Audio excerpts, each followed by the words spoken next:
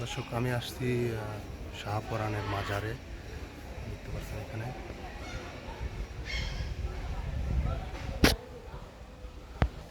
ভাই আসছে।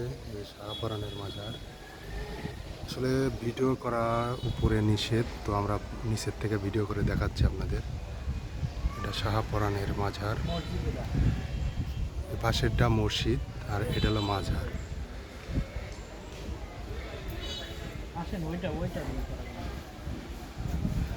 এখানে অনেক লোকের সমাহার।